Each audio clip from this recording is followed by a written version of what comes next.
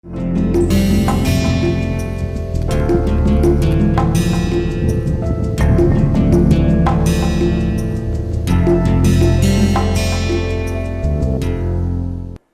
viewers, welcome to MOOC's online course on Introduction to Modern Western Art,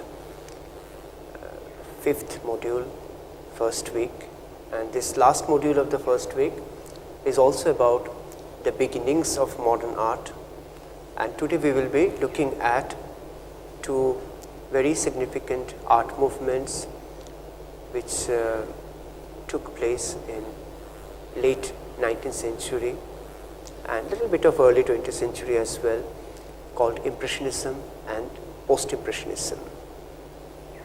Now, Impressionism and Post-Impressionism, these two movements are not necessarily a kind of organized art movements.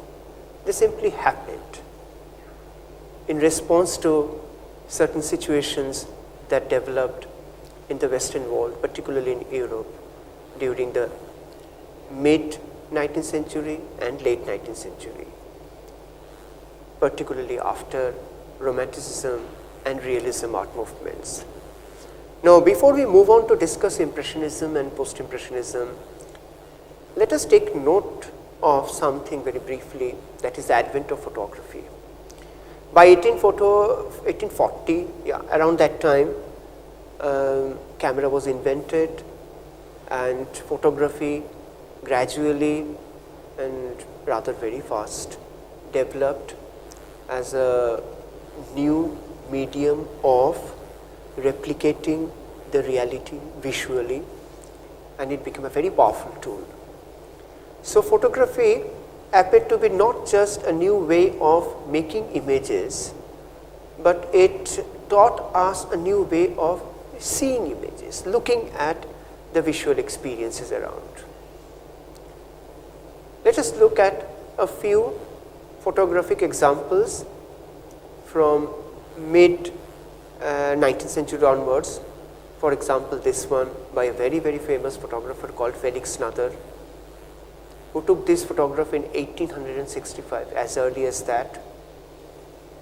Then by Muybridge, horse galloping, 1878, and these are different kind of technology called collotype prints.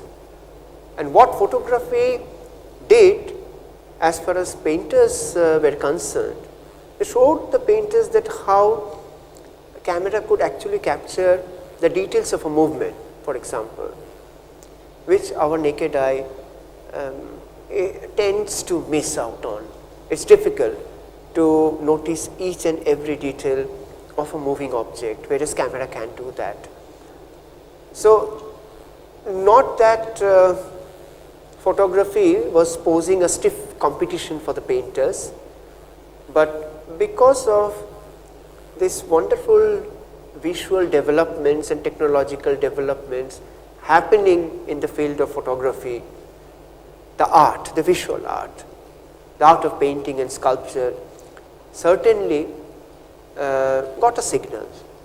They received a signal that maybe now they have to do something else, because that very realistic kind of paintings which the painters used to do before was gradually becoming irrelevant, because photography can do that. A camera can actually replicate and represent a reality perhaps better than many painters. So photography kept on developing very rapidly, and it kept on changing not only our visual experience but also our expectations from a produced image. And with camera, a photographer could reach places, spots, areas which was difficult for a painter to reach. So the access for a photographer seems to be very wide. The range is extremely open, possibilities are multiple. So in the wake of this, in the context of this, what would be the new position what would be the new ideas that painters should now ideally be looking at. So, Impressionism in a way is connected to the advent of photography,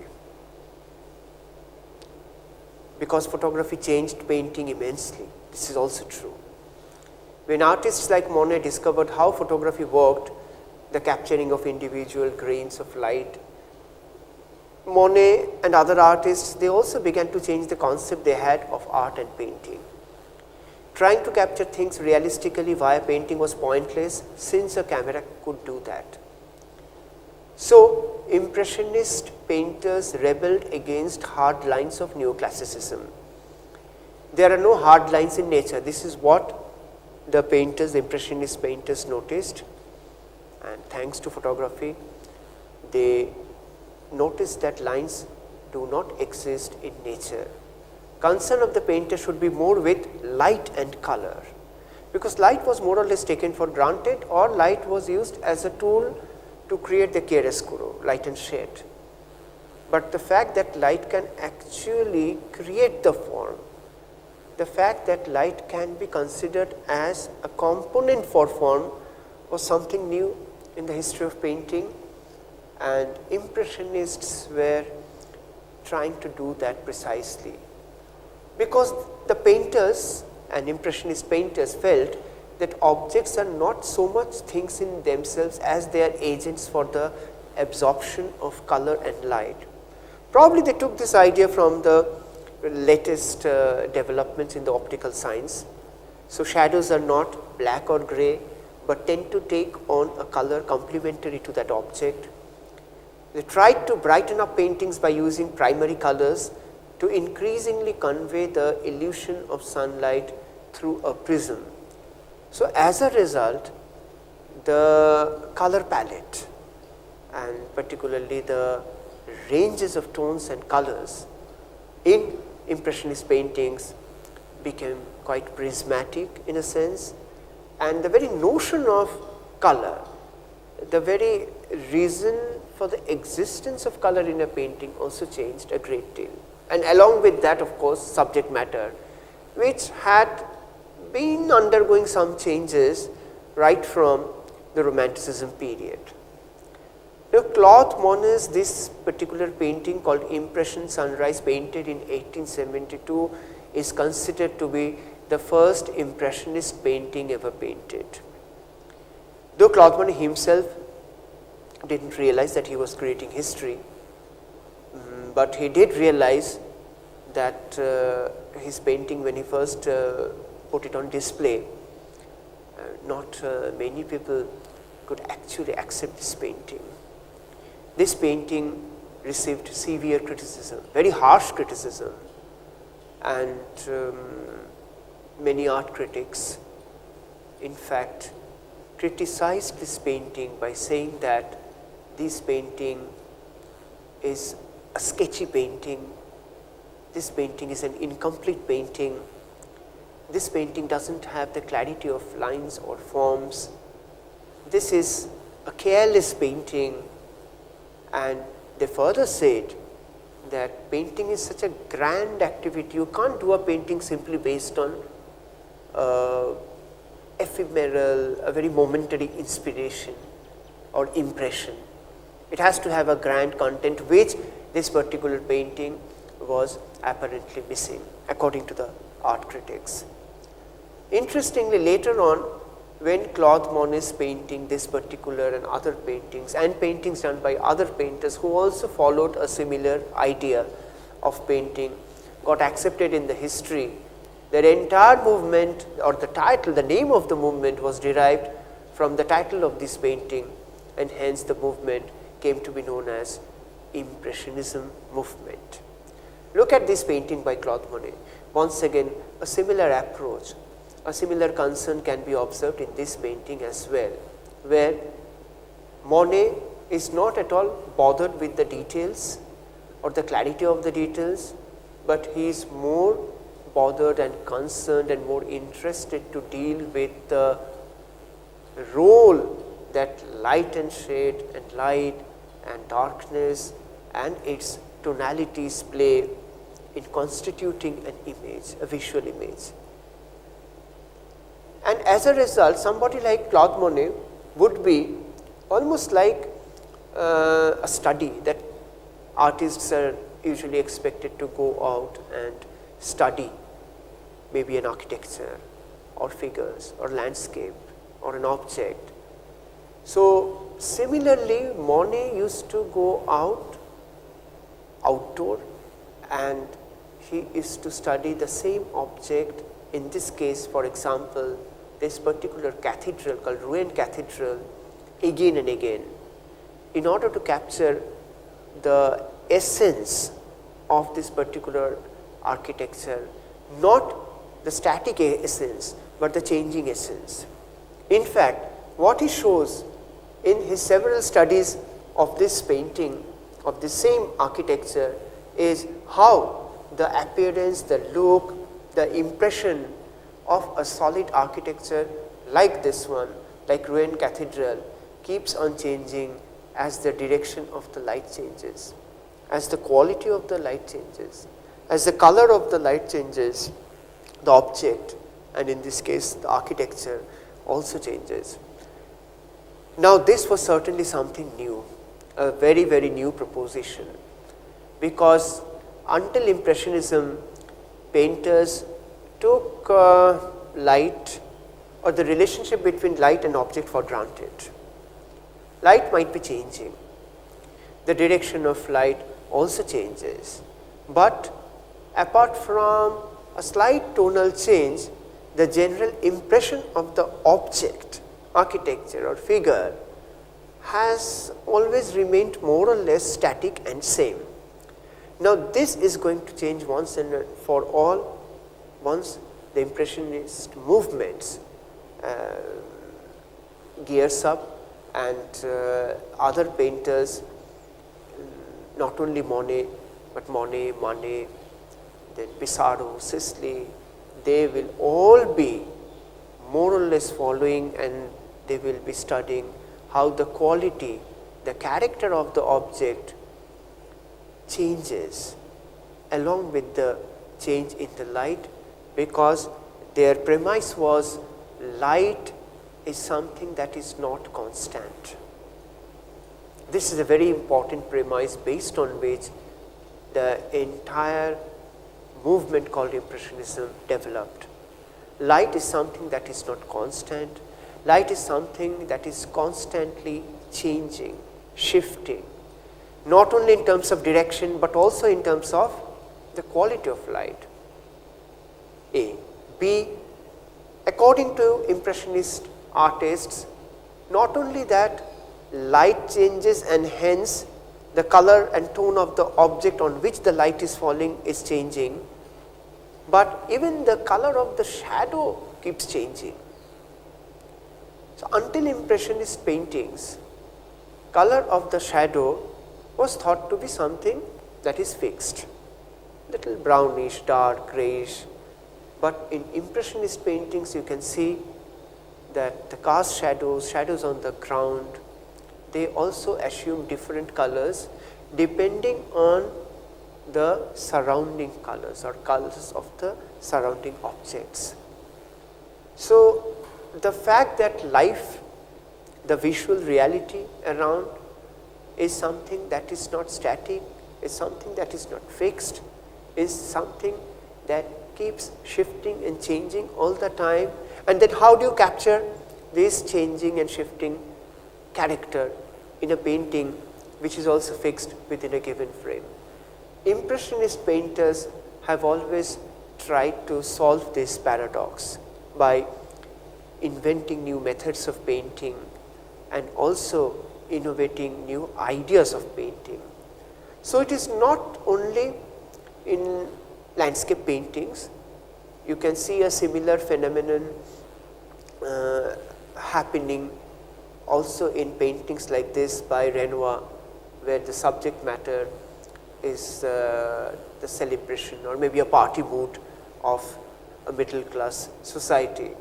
Even here you can see that the flickering light, that you can see the shifting light is visible very evidently, and perhaps it has got something to do with the life also, which is as shifting as nature.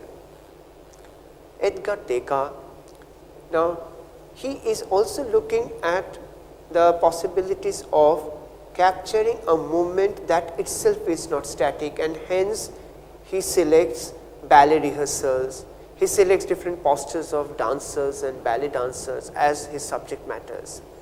And at the same time, the fact that his paintings often look cropped, almost like a photograph, is also an impact of his exposure to photography.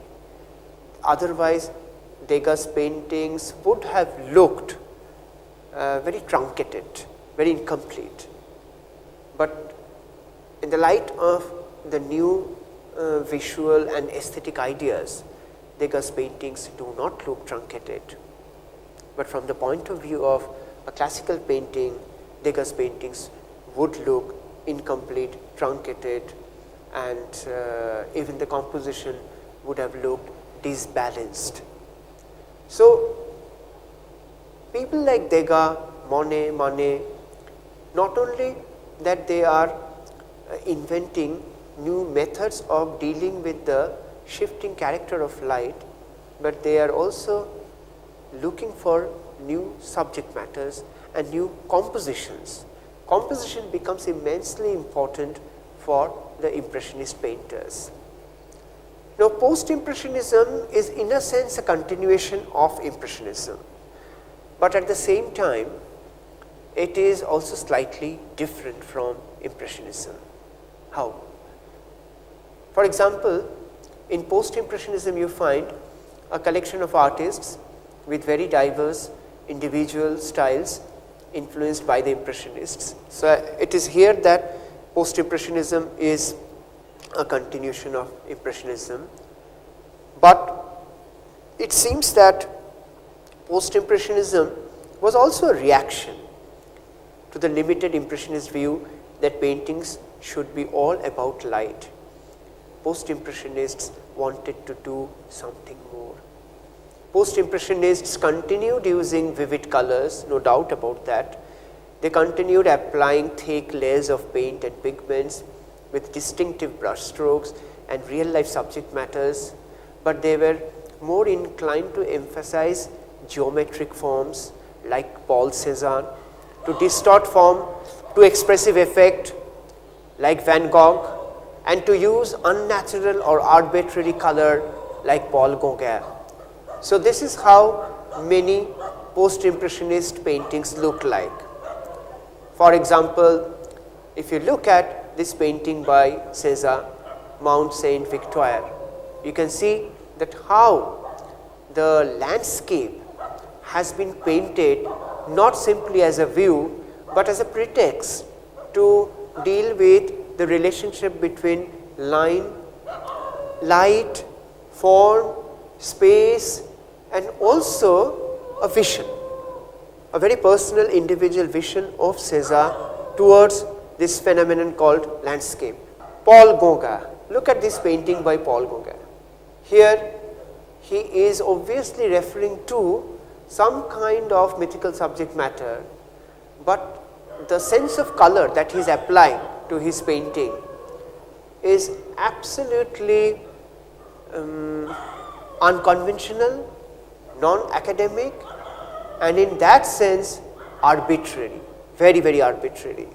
But obviously he is having his own logic, he is having his own sense of why and how he is using the colors and in what sense.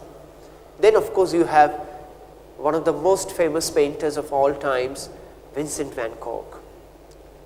Now whatever he paints, it could be his interior room or a night cafe or a starry night or cornfield or a simple sunflower or portraits of his friends or himself, self-portraits, he is looking at the possibilities of using line, color, form, space in a way that expression of the subject matter gets a privilege or the most privilege over anything else.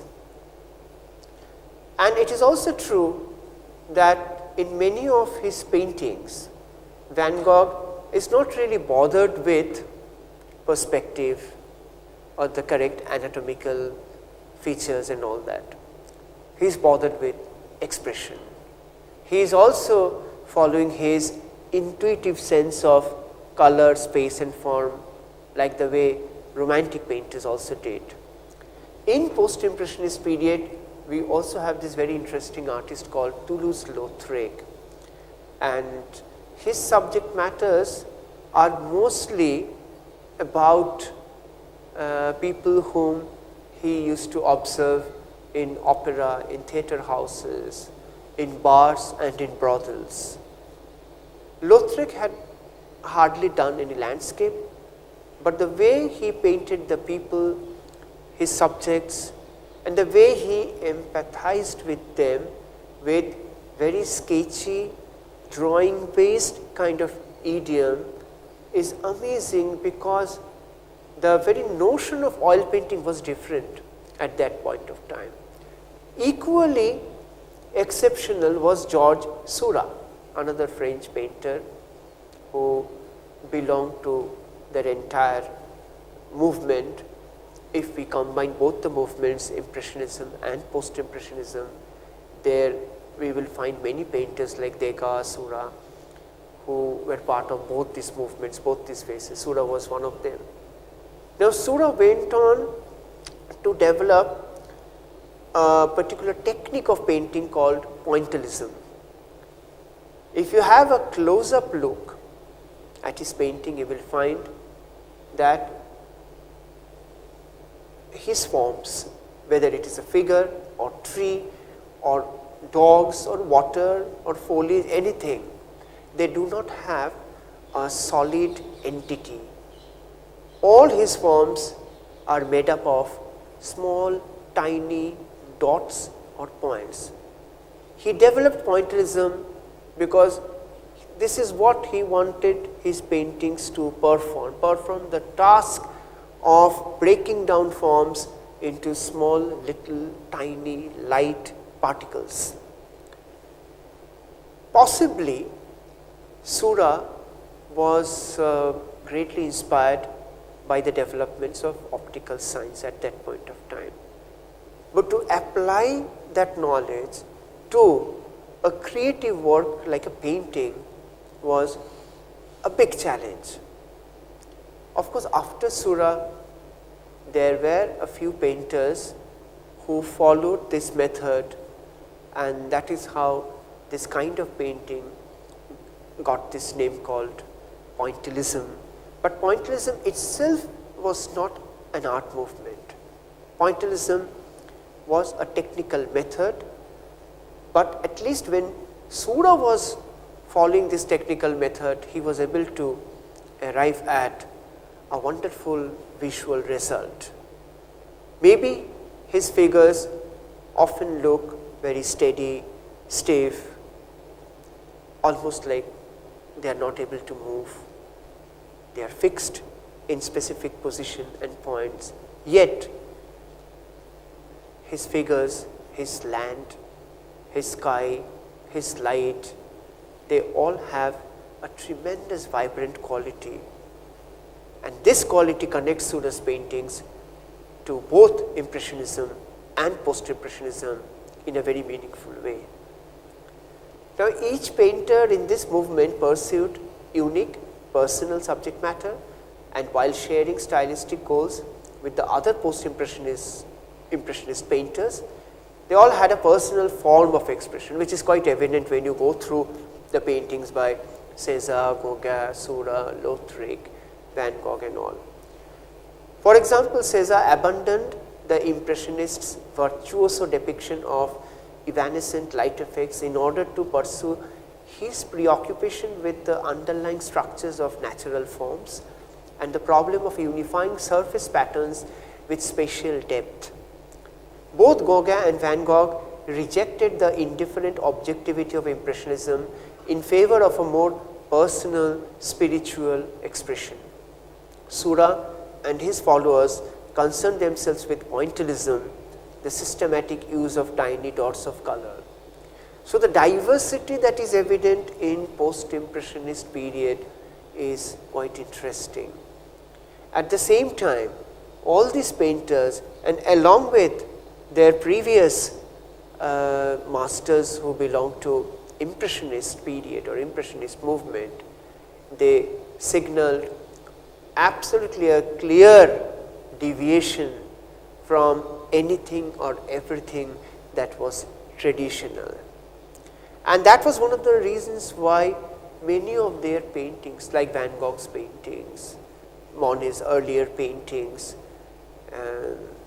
many of these painters had a tough life when they were at the top of their careers, in the sense that very few people during that time could actually understand what exactly they were doing. By and large, most of these painters were completely misunderstood by their contemporaries. And today, of course, we got accustomed to their paintings. We are able to appreciate their paintings, we are able to enjoy their paintings.